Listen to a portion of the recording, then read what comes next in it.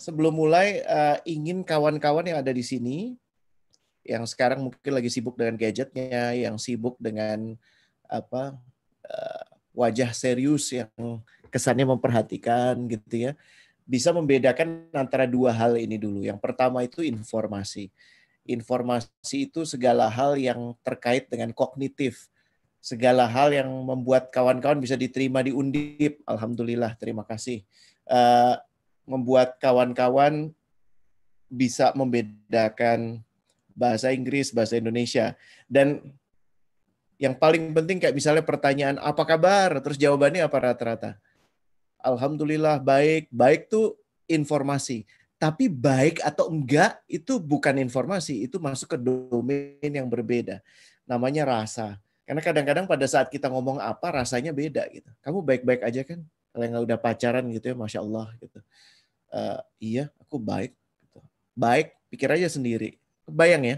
Jadi antara informasi yang diucapkan dengan yang dirasakan itu kadang-kadang berbeda. Dan dalam kesempatan ini saya ingin kalau masih apapun yang saya sampaikan hari ini, kalau rasanya tidak diterima dengan tepat oleh kawan-kawan, nggak akan berguna.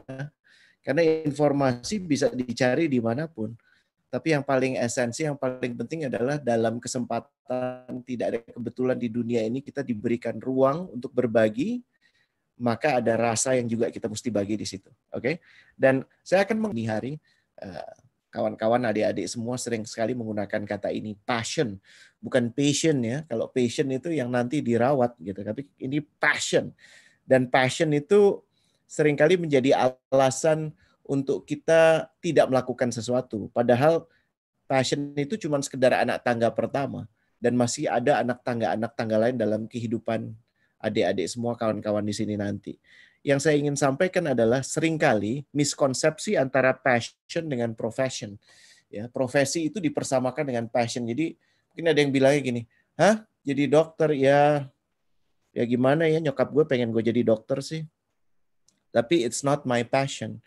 Oke, passion lo apa? Passion gue tuh jadi startup founder, man. Keren kan? Kedengarannya keren banget gitu. Tapi startup foundernya bisnis apa? Wah, itu belum tahu. Gitu ya. Jadi seringkali passion dipersamakan dengan profession. Dan kali ini saya ingin menyampaikan bahwa itu nggak tepat. Atau lebih simpel lagi, dipersamakan dengan hobi gitu. Passion lo apa sih? Oh, hobi. Gue sih musik ya, men. Oke, pertanyaan susulannya, udah konser berapa kali? Udah bikin album berapa banyak? Terus nanti jawabannya belum. Udah bikin aransemen? Belum. Pernah terlibat di industri musik? Enggak. Jadi pas lo bilang passion lo musik tuh lo ngapain? Oh, gue dengerin musik aja sih. Gitu. Salah nggak? Enggak. Tapi ini miskonsepsi lagi-lagi soal passion. Dan makanya saya ingin segera mendudukkan pemahaman yang clear dulu di kawan-kawan bahwa orang lain dalam kehidupan kawan-kawan nanti tidak akan peduli. They don't care your passion. Nggak peduli. Beneran nggak peduli. Ya, Anda mau bilang passion Anda apa, nggak peduli. Jangan berharap seluruh dunia, tempat organisasi bekerja, kampus, perusahaan, bahkan orang tua peduli dengan passion Anda. They don't understand, nomor satu ya. Sehingga mereka akan sangat sulit untuk peduli. Dan konsep ini bukan konsep zero sum game gitu ya. Konsep passion gue atau nggak passion gue, nggak seperti itu. Gitu. Konsep ini adalah konsep yang lebih baik diterapkan kepada diri sendiri dulu dalam proses memahami diri sendiri. Sehingga yang penting untuk dipegang saat ini adalah yang orang pedulikan dari teman-teman, dari adik-adik ini nanti adalah karyanya, bukan passionnya.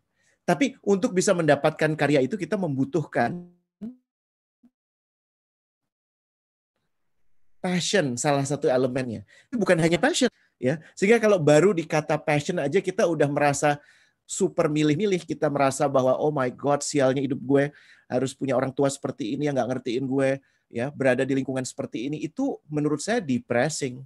Dan akhirnya bukannya melakukan tindakan memperbaiki diri, malah ujungnya akan sibuk menyalahkan yang lain.